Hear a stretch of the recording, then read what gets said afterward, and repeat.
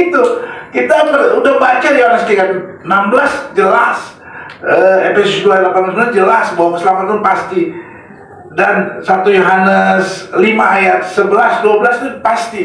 Jadi kita nggak boleh sebagai orang percaya nyanyinya yakin bahagia di surga, tapi kalau ditanya enggak. Itu namanya apa? Itu namanya apa? Yakin di mulut tapi di hati tidak, ya. Ya nggak boleh begitu. Kita harus yakin. Siapapun kita di sini nggak boleh nggak yakin. Kalau ditanya harus pasti jawabnya iya, gitu ya. Cuma di satu sisi bukan sampai di situ saja kekristenan. Kalau kita hanya sampai di situ berarti kita menganut hyper grace atau anugerah yang berlebihan dan cheap mercy, ya, anugerah yang murahan gitu. Nggak demikian, karena ayat-ayat tadi sudah sebutkan di pasal yang sama jelas ada juga kita harus berbuat baik, bukan supaya masuk surga, tetapi supaya kita sesuai dengan panggilan kita. Karena sekali lagi orang yang telah menerima Yesus adalah orang yang telah lahir baru. Jadi manusia baru, bukan manusia lama, ya. Kedua, kita harus taat kepada anak, dan kita harus melakukan pekerjaan baik, dan kita harus hidup tidak berbuat dosa lagi. Nah, itu yang saya mau tekankan, dan kita lanjutkan di hari ini adalah bahwa sekali lagi harus ada yang poin terakhir tadi di setiap pasal. Nah, ini kita baca, mari kita bangkit berdiri, kita baca di dalam Galatia 6 ayat 6-7.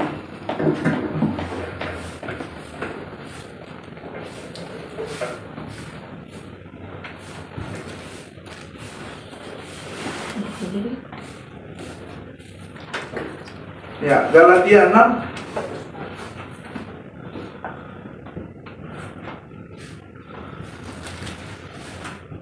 Galatia 6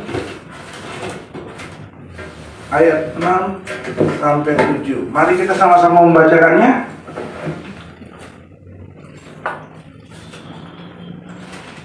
Maaf, sebentar ya. Galatia 6 ayat 7. Mari sama-sama kita baca. Galatia 6 ayat 7 dan 8. Galatia 6 ayat 7 dan 8. 1, 2, 3. Jangan sesat. Allah tidak membiarkan dirinya dipermainkan, karena apa yang ditabur orang itu juga yang akan dituainya. Sebab barang siapa menabur dalam dagingnya, dia akan menuai kebinasaan dari dagingnya. Tetapi barang siapa menabur dalam roh, dia akan menuai hidup yang kekal dari roh itu. Jangan sesat, jangan tertipu bahwa sekalipun Allah itu maha kasih, sekalipun Allah itu panjang sabar, sekalipun Allah itu maha pengampun, Dia tidak membiarkan dirinya dipermainkan. Ya, jangan kita karena ketiga hal yang telah saya sebutkan tadi menganggap, wah, kalau gitu Allah bisa dipermainkan, Allah bisa kita tipu-tipu, ya, seperti guyon-guyon, ya, yang kita dengar mungkin bagaimana kita tipu aja Allah gitu misalnya. Nggak bisa, Allah tidak membiarkan dirinya dipermainkan. Jadi kita harus tahu itu. Jangan kita tidak mempercayai itu, bahwa Allah tidak membiarkan dirinya dipermainkan. Allah nggak mau dipermainkan, karena bagi Allah berlaku hukum tabur tuai. Kalau kamu sekalipun kamu percaya dibaptis, tapi kamu tidak hidup di dalam kekudusan, di dalam lahir baru, di dalam pertobatan, kamu terima akibatnya. Ya, kamu terima akibatnya apa? Apa yang kamu tabur dalam daging pasti akan menuai kebinasaan, tetapi apa yang kamu tabur dalam roh akan menuai hidup yang kekal. Jadi nggak ada katanya kamu seenaknya saja berbuat jahat, akhirnya kamu akan masuk surga. Nggak bisa. Karena sekali lagi Allah nggak mau dipermainkan. Dia tegas, dia maha kasih, dia maha murah hati, tapi nggak murahan. Ya. Nah, itu yang harus sebagai gereja Tuhan di akhir zaman, kita harus ini. Jadi mau nggak mau, suka nggak suka, kita harus melakukan pekerjaan baik, taat kepada anak, dan hidup tidak berbuat dosa lagi.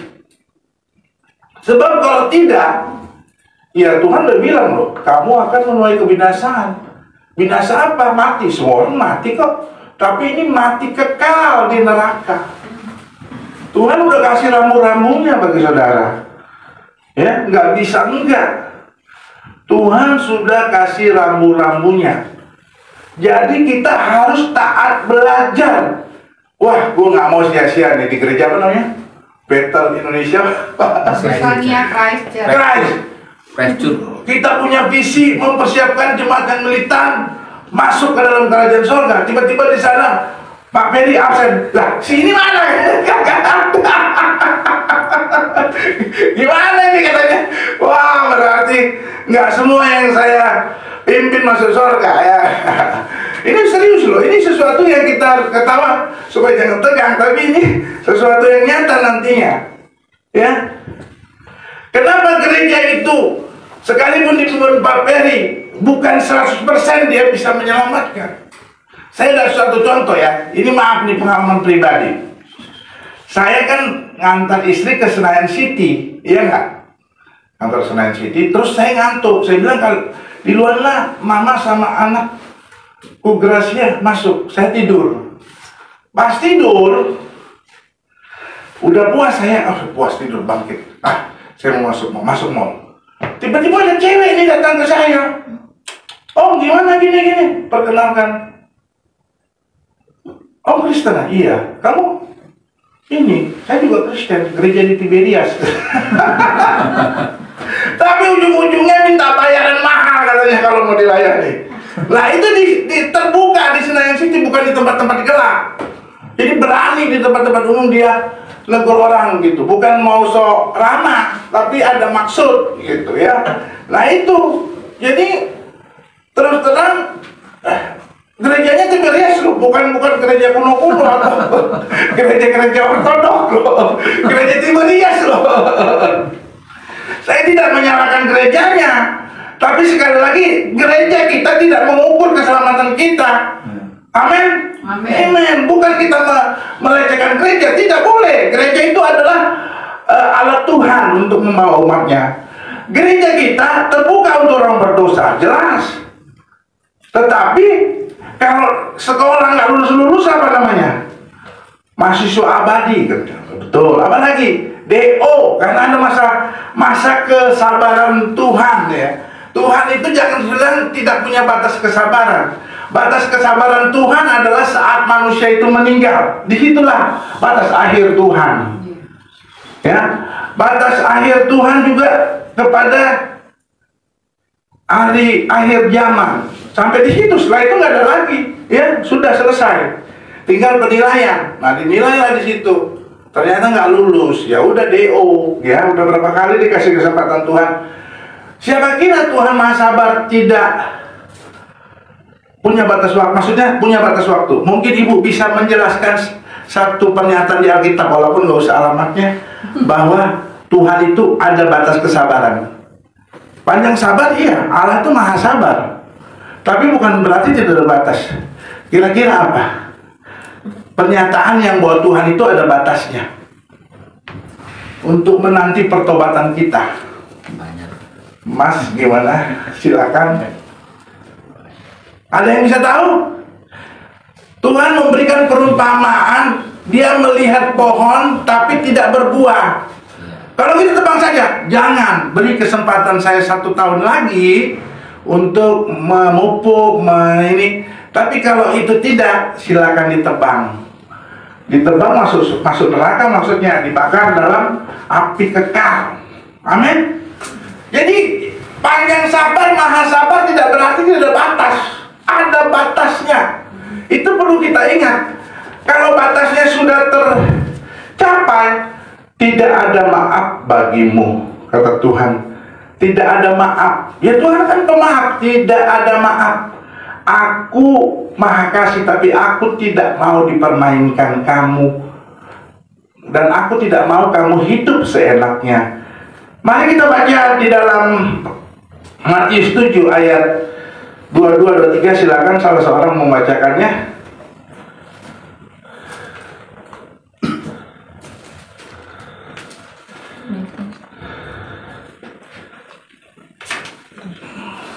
Silakan Matius 7 ayat 22 sampai 23. Ini mungkin sering kita dengar ya.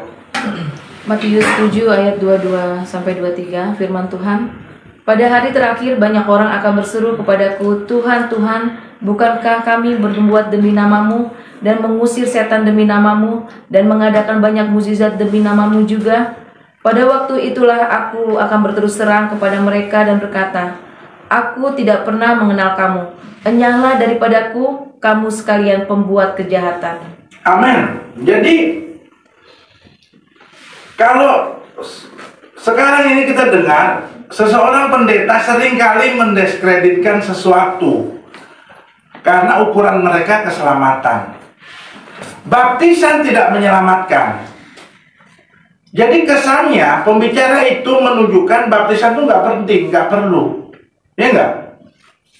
Ya, baptisan tidak menyelamatkan. Sebab orang dibaptis belum tentu selamat, benar. Tetapi baptisan itu penting dan perlu. Menurut saudara perlu nggak? Perlu, karena itu perintah Tuhan. Dan baptiskanlah mereka dalam nama Bapa, Anak, dan Roh Kudus. Nah, kalau kita bilang itu tidak penting perintah Tuhan, berarti kita lebih hebat daripada Tuhan. Berarti kita melanggar perintahnya. Jadi saudara, kalau saudara membandingkan apa-apa itu baptisan nggak menyelamatkan, kira-kira kita nggak setuju dengan ajaran itu. Kenapa saya bilang begitu? Sebagai contoh, tadi kita baca apa? Mengusir setan, mengadakan tanda mukjizat, dan bernubuat. Seringkali gereja-gereja yang alergi terhadap karunia-karunia roh suka mendiskreditkan. Buat apa kamu mengusir setan? Buat apa kamu mengadakan nubuat? Buat apa kamu mengadakan tanda-tanda mukjizat? Itu tidak menyelamatkan. Jadi nggak perlu itu karunia-karunia roh. Kalau saudara dipertanyakan demikian, saudara bilang apa? Perlu menerima pernyataan itu? Tidak. Kenapa? Apa alasan saudara nggak menerima? Lah, buktinya capek-capek mengusir setan, capek-capek mengadakan mukjizat, capek-capek mengadakan nubuat, masuk neraka. Kalau gitu nggak penting itu karunia itu nggak menyelamatkan. Saudara, alasan apa yang bilang? Enggak dong, itu tetap penting dan perlu. Karena itu perlengkapan buat penginjilan juga. Iya, itu perlu. Tapi kan nggak selamat orang itu yang tadi di Matius 22. Ya, itu kembali ke pribadi masing-masing. Enggak, saudara harus membawakan argumentasi. Bisakah orang tidak mengadakan tanda mukjizat? Bisakah orang tidak melakukan nubuat? Bisakah orang tidak melakukan mengusir setan, masuk neraka? Nah, itu saudara harus bantah dengan itu dong. Itu penting. Sesuatu boleh kamu lakukan, tetapi yang lain jangan diabaikan.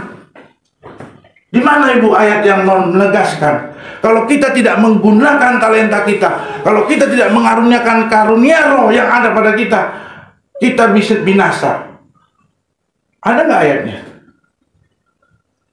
Matius 30 ayat 25. Coba ibu baca Matius 25 ayat 30.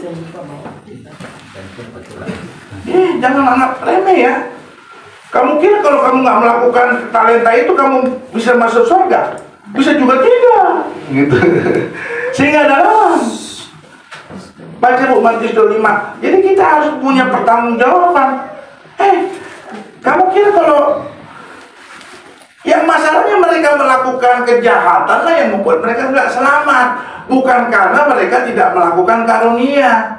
Tapi kamu jangan anggap sepele dong karunia. Kalau kamu tidak melakukan karunia, kamu masuk neraka. Coba baca Bu.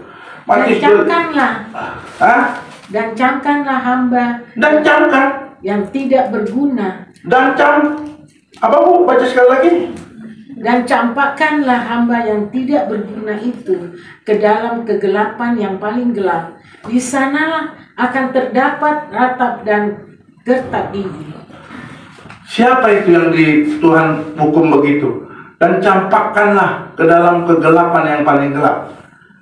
Jadi pengertian kita, neraka itu gelap.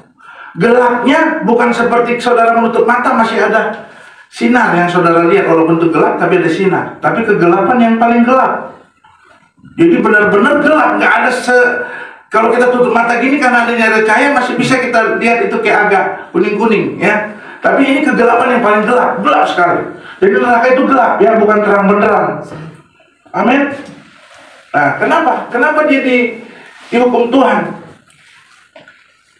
Ibu, Mungkin karena dia perbuatan. enggak, baca dari ayat ini. Ini ayat Matius 25 ini adalah tentang talenta.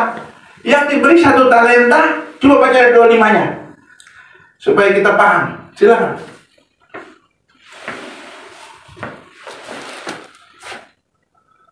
Karena itu aku takut dan pergi menyembunyikan talenta Tuhan itu di dalam tanah ini. Terimalah kepunyaan Tuhan. Ya. Di ayat 24 dulu.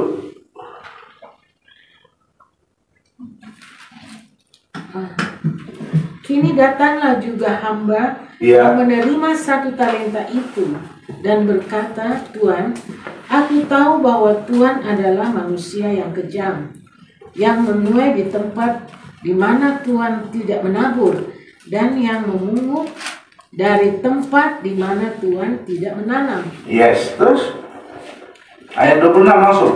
Tadi udah 25. Maka jawab tuannya itu, hai kamu hamba yang jahat dan malas, jadi kamu sudah tahu bahwa aku menuai di tempat di mana aku tidak menabur, dan memungut dari tempat di mana aku tidak menanam. Iya. Dan seterusnya. Jadi orang yang tidak melakukan pengembangan talenta atau karunia yang digunakan itu akan dihukum, kata Tuhan, masuk ke dalam kegelapan yang paling gelap, di mana terdapat ratap dan kertak gigi. Menakutkan memang. Di samping panas tapi nggak terang, tapi panas tapi gelap. Lalu di situ kita melihat bahwa bukan disebut sebagai hamba yang malas saja, tetapi hamba yang jahat. Jahat itu apa? Tidak melakukan perintah Tuhan, melakukan segala larangan Tuhan. Itulah kejahatan sebenarnya. Jadi kita melihat di sini menggunakan talenta itu harus, tapi jangan cuma menggunakan talenta, hidup dalam kekudusan. Jadi yang salah itu hidup dalam kekudusan. Maka kita di sini orang berdosa, bukan berarti kita mengaminkan dosa saudara untuk terus dilakukan, tetapi apa yang baik bagi saudara, talenta saudara jangan sampai nggak dikembangkan. Sebabnya ruginya 2 kali. Udah dosa tidak menggunakan talenta, dosa dalam kejahatan, double porsi namanya. Ya, kalau double porsi makanan enak, ya enggak? Karena bapindo, batang pinggang double. Tapi ini kan tidak. Kita seringkali kita tidak mau, dua-dua kita tidak kerjakan. Karena ada yang, teologi yang meremehkan yang satu demi harus melakukan yang satu. Enggak bisa. Dalam kekristenan, teologi orang percaya, orang Kristen, yang sesungguhnya yang Alkitabiah, tidak ada teori ekstrem kiri ekstrem kanan. Tidak, dua-dua dia lakukan. Tidak menyimpang ke kiri dan ke kanan. Di tengah, artinya bukan suam-suam. Lakukan semuanya. Tidak ada berat sebelah. Jadi saya minta, kalau saudara jadi pembicara, jangan hanya mendiskreditkan satu, akhirnya mengagungkan yang satu. Dua-dua harus dikerjakan. Kayak tadi kan, tidak menggunakan talenta dihukum, menggunakan talenta dihukum, bukan menggunakan talentanya yang dihukum, karena yang melakukan kejahatannya dia dihukum. Itu harus saudara pahami, bukan melakukan talenta kita masuk neraka, tidak. Kejahatan itu yang membuat kita nggak lulus masuk surga, ya enggak? Amin, saudara. Nah, itu yang perlu kita sadari. Jadi kalau ada sesuatu yang baik, lakukan. Tapi bertobatlah, berubah untuk sesuatu yang tidak baik yang ada pada saudara. Ya, itu namanya kita akan melakukan keduanya kelak. Jadi tobat ya. Tobat di dalam kekristenan tidak ada tobat kumat. Tidak ada tobat nasuha. Tobat di dalam kekristenan ya tobat. Tidak ada tobat kumat. Tetapi di kenyataan ada tobat ya. Tobat kumat, ada tobat nasuha, tobat yang sesungguhnya. Mari kita baca 1 Korintus 6. Ini sama dengan hidup dalam apa? Persekutuan penderitaan Kristus. Karena sesekali lagi dosa itu enak dikerjakan. Siapa yang gak enak? Gak usah capek-capek curi duit orang. Kita udah punya duit, kita bisa macam-macam, bisa melakukan aktivitas apa, bisa beli apa aja. Saya bilang mencuri itu tidak enak. Enak. Berzina itu enak kan? Enak. Namanya itu kebutuhan seks. Ya enggak? Enak. Saya bilang melakukan itu tidak enak. Enak. Makanya kita harus menyalipkan keenakan itu. Ya. Nah, aku mengenal dia mengikuti persekutuan benar Kristus, di mana aku akan mati bersama dia. Ya, ini coba dibaca 1 Korintus 6.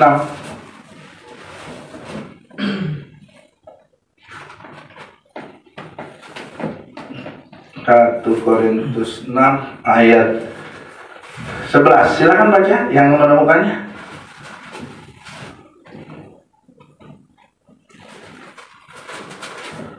Satu Korintus 6. 1 Korintus 6 ayat 11. Demikian firman Tuhan, dan beberapa orang di antara kamu demikian dahulu, tapi kamu telah memberi dirimu disucikan, kamu telah dikuduskan, kamu telah dibenarkan dalam nama Tuhan Yesus Kristus dan dalam Roh Allah. Ayat 9 maksudnya. Atau tidak tahukah kamu bahwa orang-orang yang tidak adil tidak akan mendapat bagian dalam kerajaan Allah?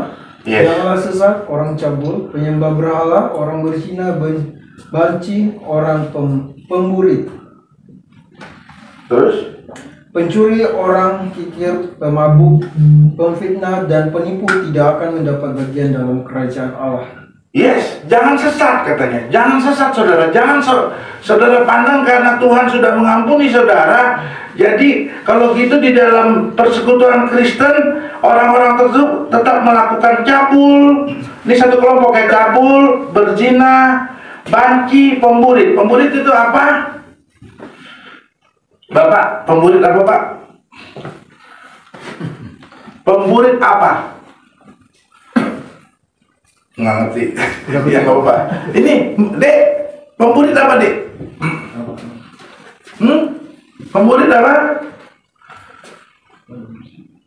Pemburit itu homoseksual dan lesbianisme, ya, sama sejenis. Jadi gini ya. Saya punya pengalaman pribadi. Ketika saya sebagai kepala puskesmas di Luwuk sana, di Kecamatan Kintong, saya bekerja dan pekerjaan itu begitu banyak sehingga orang-orang sudah pada pulang, saya belum pulang. Lalu datanglah seorang cleaning service ke saya. Dok, boleh saya isap punya dokter? Ya, enggak.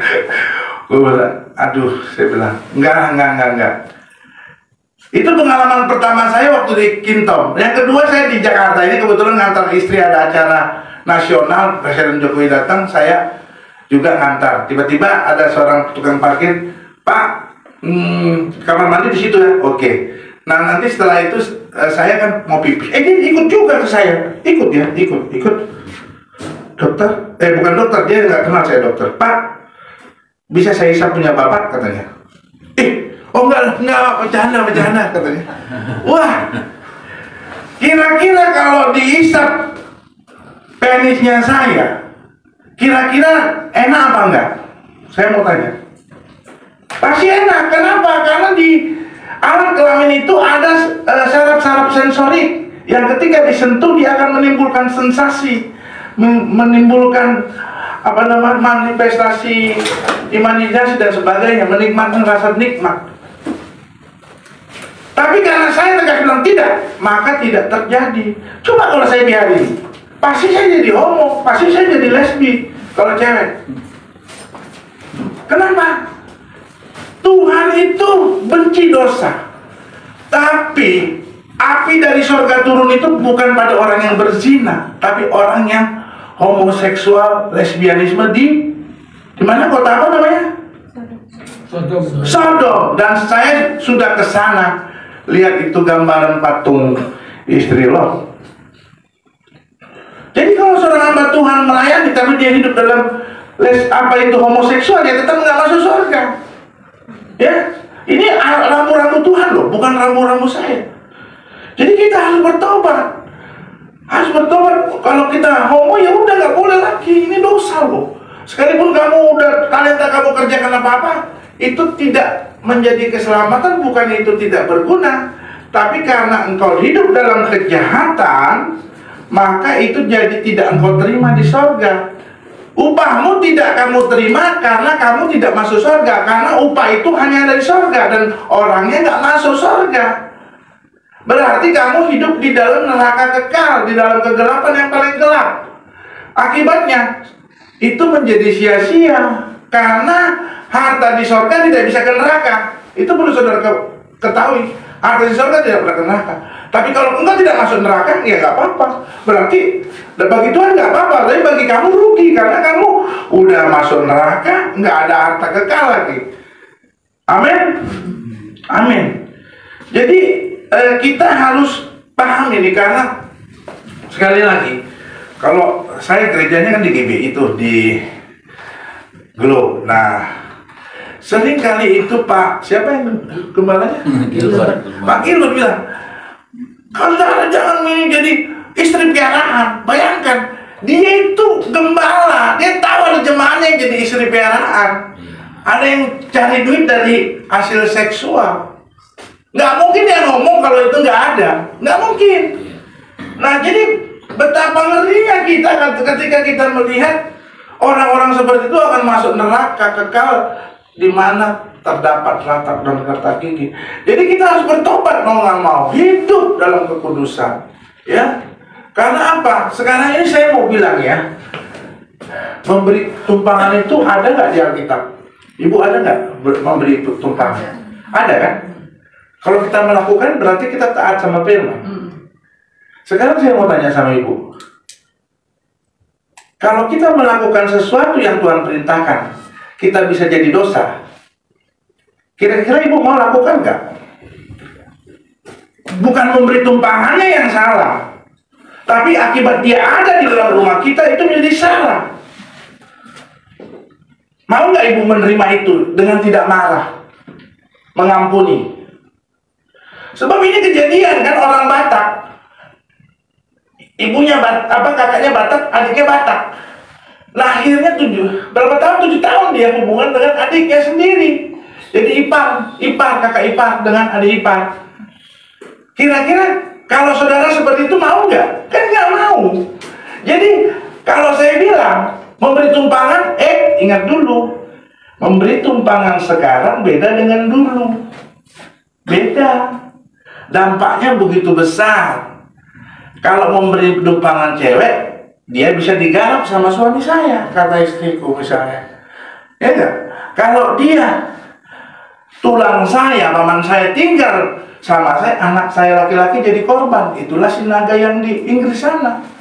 Dia menjadi homo kan karena tulangnya, karena pamannya. Bukan paman tiri loh, paman kandung langsung. Nah, jadi saya berpikir, jangan kita melakukan yang baik, kita jadi dosa. Artinya kita jadi marah, kita jadi korban. Itu nggak boleh juga. Makanya cerdiklah sebagai orang terus ngerti merpati. Kalau saudara mau bertumpangan, nggak usah. Ini saya kasih aja uang kos buat kamu. Itu lebih baik. Karena mencegah. Kalau dulu mama bapak kita kan, sekolah aja. Mana takut mau diculik, mau dicuri organ-organ. Tapi zaman sekarang nggak bisa. Kita harus lebih hati-hati lagi, sebab banyak orang jahat. Makanya ketika konser kemarin, konser penyanyi Korea itu, saya juga anak saya minta, ya udah, papa kasih nih 2 juta. Oke. Tapi betapa kagetnya saya ketika saya nunggu, saya datang ke tempat itu menunggu anak saya, sudah ada perintah, hati-hati copet, dompet, HP. Lah, Petugasnya aja bilang hati-hati. Berarti kan rawan kejahatan. Kalau anak saya sendiri ntar ada yang hipnotis, bagaimana? Makanya ibu-ibu cantik tuh yang Chinese cantik juga nunggu di situ, karena zamannya nggak seperti dulu lagi. Itu kita harus pahami, kejahatan di saat ini nggak seperti dulu lagi. Bukan berarti dulu nggak ada kejahatan, tapi tingkat kejahatan itu makin meningkat. Makanya tepat yang Tuhan bilang, yang jahat semakin jahat, yang baik semakin baik. Nah itu. Jadi kita belajar bijak. Makanya mertua saya kenapa nggak kasih saudara-saudaranya, walaupun tidak pariban gitu, dia tidak kasih. Karena dampaknya ada. Adiknya mertua saya laki-laki, ya, nikah kan perempuan, nikah, terus dia kasih tumpangan, dia pendeta. Tapi yang korban anaknya perempuan, dilecehkan, tidak paribanan, nggak boleh. Secara adat badan nggak boleh dia menikah, kalaupun berhubungan badan mau nikah, nggak bisa.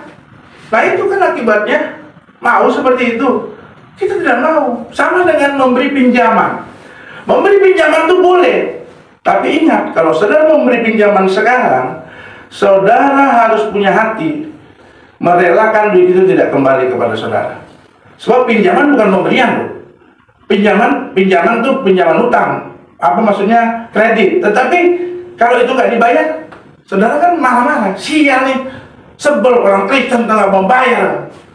Daripada saudara jadi membunuh, lebih bagus saudara nggak mesti pinjaman. Makanya teman-teman saya kemarin ada tuh yang suka, aku udah nggak ada praktek lagi ini. Udah, nih saya kasih.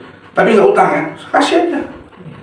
Nggak perlu saya berundang, karena daripada saya nanti jadi dosa, jadi berbuat dosa, memberi pinjaman bagus. Tapi kalau saudara jadi berdosa, buat apa? Cegahlah. Artinya iman kita belum sebesar itu untuk merelakan pinjaman. Enggak, ini aja buat kamu 500.000 saya kasih. Berguna nggak teman? Berguna, beli nasi, beli beras udah banyak, udah cukup itu 500. Enggak. Nah itu. Jadi bukan tidak boleh memberi tumpangan, bukan tidak boleh memberi pinjaman, tapi tanam kepada diri saudara. Kalau ini saya pinjaman, kalau nggak kembali ya udah, saya tidak akan marah kepada dia. Itu baru bagus. Tapi kalau nggak, jangan lakukan pencegahan sebelum saudara berbuat dosa. Enggak? Amin saudara. Yes. Ini kenyataan. Jadi maaf ya, saya ini agak vulgar supaya kita bisa lihat. Bukan tidak boleh memberi tumpangan, bukan tidak boleh memberi pinjaman. Tapi jangan saudara setelah memberi pinjaman, setelah memberi tumpangan, saudara menjadi korban. Saudara menjadi berbuat jahat dengan membunuh, dengan ngomong maki-makian, kebun binatang. Buat apa? Kita harus hidup sesuai apa yang Tuhan mau. Jadi gini, tingkat kejahatan itu saya bilang gini. Makanya di dalam firman Tuhan, segala tulisan yang diilhamkan oleh Allah memang bermanfaat untuk mengajar, untuk menyatakan kesalahan, untuk memperbaiki kelakuan, dan untuk hidup dalam kebenaran. Tahapan orang hanya sebatas dua, mengajar, pengetahuan. Itu tidak boleh. Dan tahap kedua mengaku dosa. Makanya sering di gereja doa pengakuan dosa. Tapi yang ketiga keempat banyak kali nggak dikerjakan, yaitu memperbaiki kelakuan kita. Tadinya nggak baik jadi baik, baru hidup dalam kebenaran, melakukan itu sepenuhnya. Tadinya nggak mencuri, bukan sekedar tidak mencuri, mampu berbagi, gitu. Amin saudara. Keras ya firman Tuhan ya.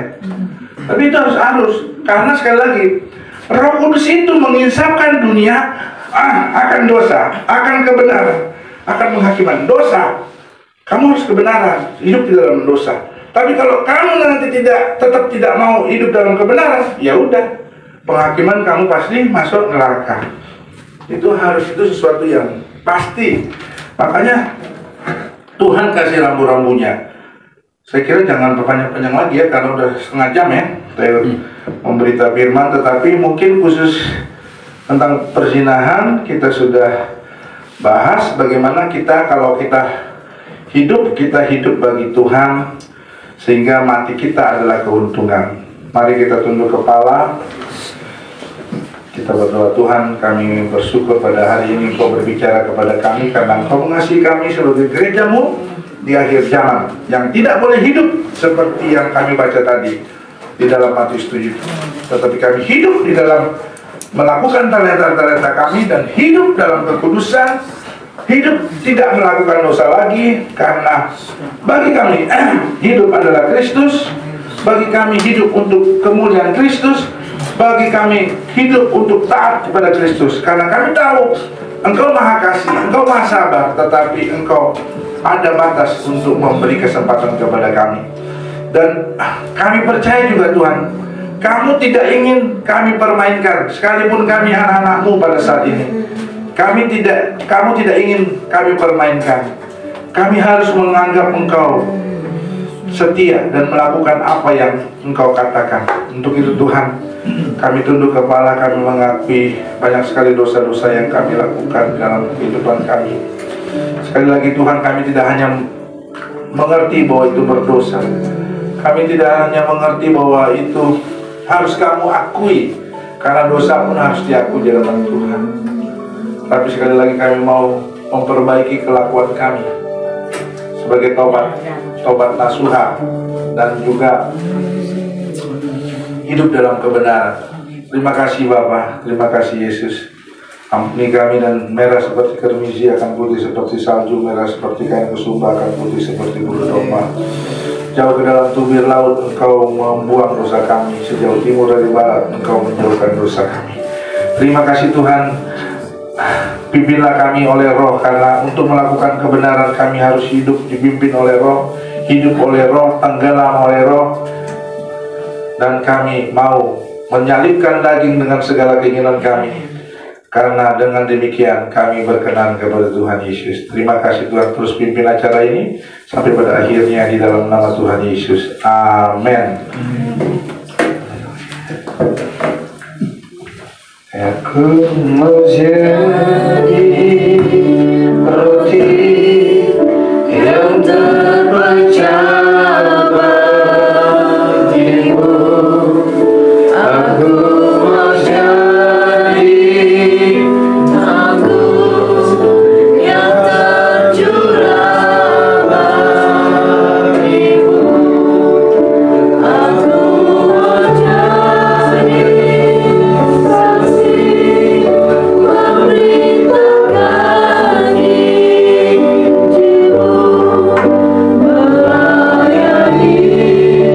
melayani lebih sungguh. Aku menjadi roti yang terpecah bagimu. Aku menjadi anggur yang tercurah bagimu. Aku menjadi saksi memberitakan Injil-Mu, melayani. Amin. Mari kita berikan surga Tuhan, layakan kami, kuduskan kami, untuk kami menyatu dengan tubuh dan darah-Mu ya Tuhan. Kami percaya Tuhan Yesus, Engkau yang melayakkan kami, Engkau yang menguduskan kami. Dan bila pada pagi hari kita ini kami layak, kami kudus adanya untuk kami seperjamuan dengan Tuhan. Kami percaya ini bukan roti lagi, ini bukan aku lagi, tapi tubuh dan darah Yesus yang akan masuk dalam tubuh dan darah kami. Dan ketika tubuh dan darah-Mu masuk dalam tubuh dan darah kami, bukan kami lagi yang hidup, tapi Kristus Yesus yang hidup, yang tinggal dalam kehidupan kami.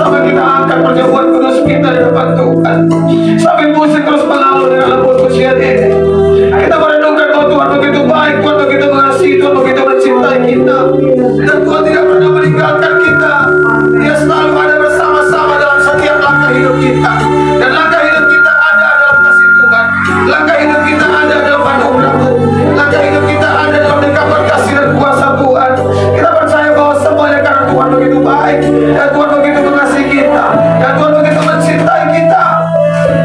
Tuhan sayang kita, Tuhan begitu mengasihi kita. Hari ini mari kita konsentrasikan hidup kita dengan Tuhan. Amin. Kita minta supaya Tuhan Engkau yang beracara dalam hidup kami, Engkau yang menolong kami, Engkau yang mengurapi kami, Engkau yang berkati kami pada hari ini. Dan kami siap untuk masuk seperjamuan dengan Engkau ya Tuhan. Kuduskan kami, layakkan kami. Dan kami percaya ini bukan roti lagi, ini bukan aku lagi, tapi tubuh dan darah Yesus.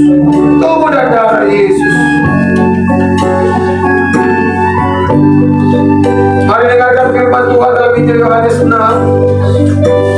ayat yang ke-53 sampai dengan ayat yang ke-57 berkata demikian. Maka kata Yesus kepada mereka, Aku berkata kepadamu, sesungguhnya jika kamu tidak makan daging anak manusia dan minum darahnya, kamu tidak mempunyai hidup di dalam dirimu. Barang siapa makan dagingku dan minum darahku, dia mempunyai hidup yang kekal, dan aku akan membangkitkan dia pada akhir zaman. Sebab dagingku adalah benar-benar makanan dan darahku adalah benar-benar minuman.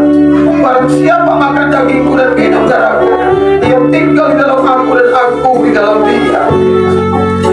Sama seperti Bapa yang hidup mengutus aku, dan aku hidup oleh Bapa, demikian juga barang siapa yang memakan aku akan hidup oleh aku.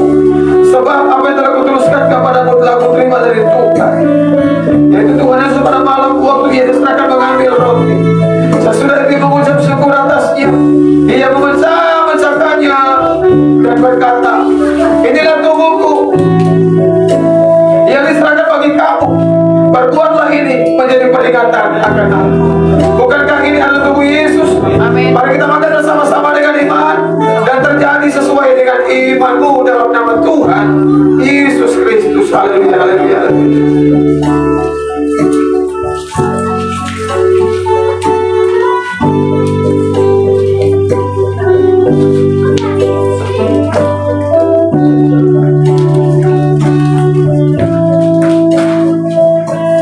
Demikian juga mengambil cawan. Sesudah makan lalu berkata, cawan ini adalah perjanjian baru yang dimeteraikan oleh darah. Perbuatlah ini setiap kali kamu meminumnya menjadi peringatan akan aku. Bukankah ini adalah darah Yesus? Amin. Mari kita minum bersama-sama dengan iman dan terjadi sesuai dengan imanmu dalam nama Tuhan Yesus Kristus. Haleluya.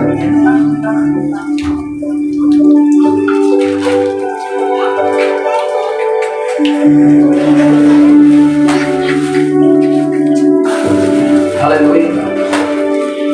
Haleluya. Mari kita menyembah. Somebody. Mari somebody. Mengadakan penyembahan kepada Tuhan. Ketika tubuh dan darah Yesus masuk dalam tubuh dan darah,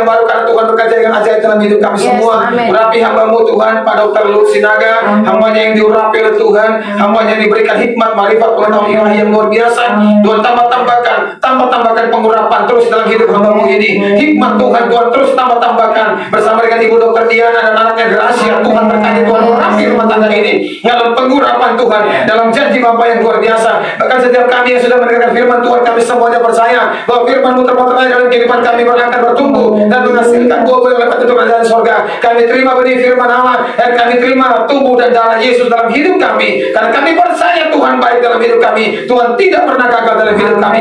Kami sehat, kami kuat, kami diberkati, kami umur panjang, kami sehat, kami kuat, kami diberkati, kami umur panjang, kami sehat, kami kuat, kami diberkati, kami umur panjang. Berkati juga buat jemaat-jemaat Tuhan yang tidak bisa hadir pada hari ini, mereka juga diurapi oleh Tuhan, diberkati oleh Tuhan. Pengurapan Tuhan juga nyata buat jemaat-jemaat Tuhan yang belum sempat hadir pada hari ini. Terima kasih Tuhan. Kami mengucap syukur pada siang hari yang indah ini dalam nama Tuhan Yesus Kristus. Haleluya, haleluya. Sama-sama kita katakan amin. Shalom.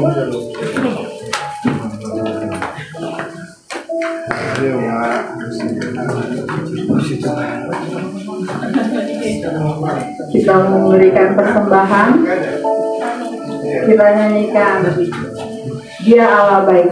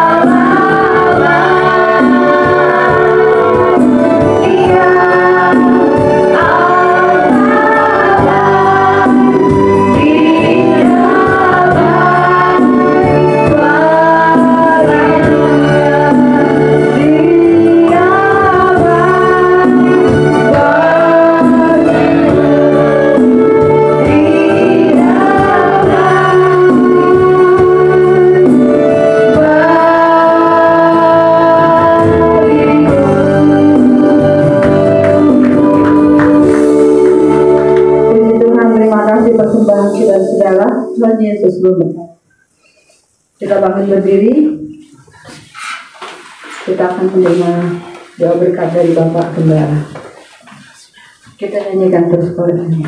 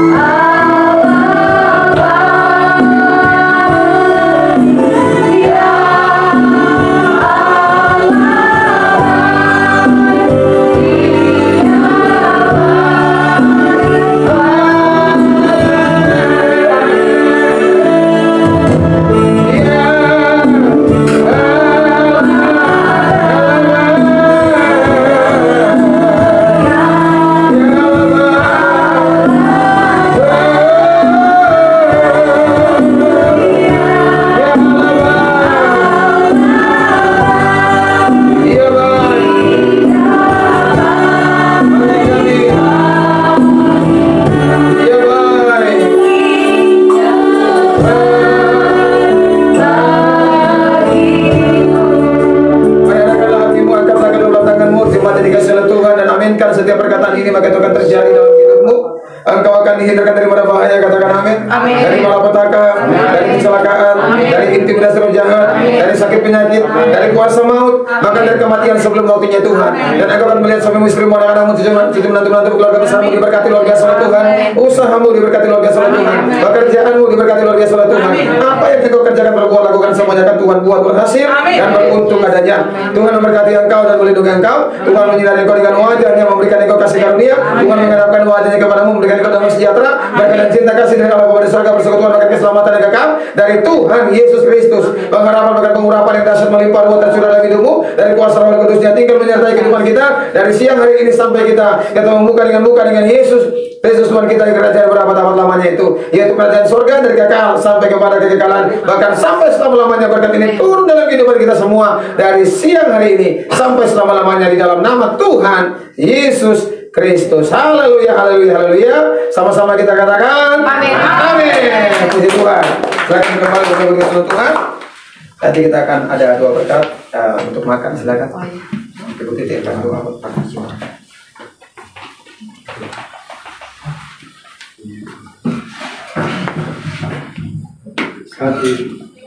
Doa.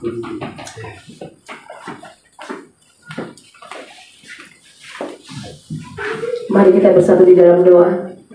Bapa yang baik, kami sungguh mengucap syukur Tuhan, kalau tadi kami diberkati oleh firman-Mu Tuhan, mengingatkan Tuhan bahwa kami harus berhikmat Tuhan, hidup dalam kebenaran dan kudus Tuhan Yesus. Terima kasih Bapa yang baik, Kau juga akan memberkati kami dengan berkat jasmani. Tuhan berkati Tuhan ibu-ibu yang sudah memasaknya Tuhan Yesus, berkat berlimpah bagi mereka.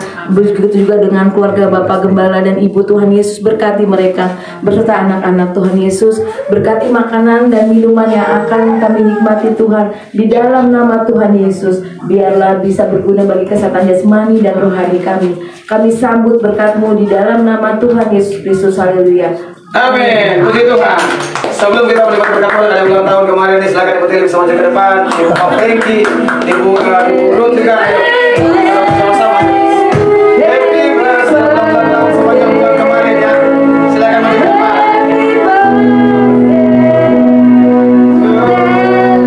Happy birthday kemarin ulang tahun, happy birthday ya. Haleluya.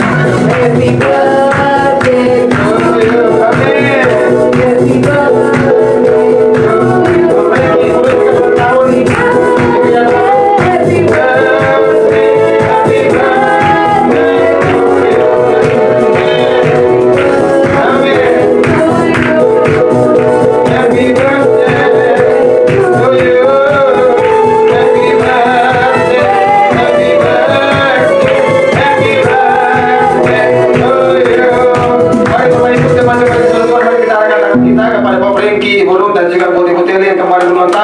Kami percaya Tuhan, Engkau punya rencana yang luar biasa. Engkau Allah yang sangat dahsyat. Engkau Tuhan yang memperpanjang hidup kami. Bahkan kehidupan kami diperpanjang, bukan hanya diperpanjang, tapi kami sehat, kami kuat, kami diberkati. Dan itu Ibu Kelly terima, Ibu Ruth terima, Pak Franky terima. In the name of Jesus, pengurapan Tuhan bekerja buat Ibu Kelly dalam nama Yesus. Tuhan mengurapi dengan pengurapan yang baru pada hari ini. Ada pengurapan yang dahsyat, pengurapan yang luar biasa. Engkau terima pada hari ini bahwa Tuhan yang memperpanjang tahun-tahun hidupmu, dan Tuhan merekahkan perbuatan yang ajaib dalam hidupmu.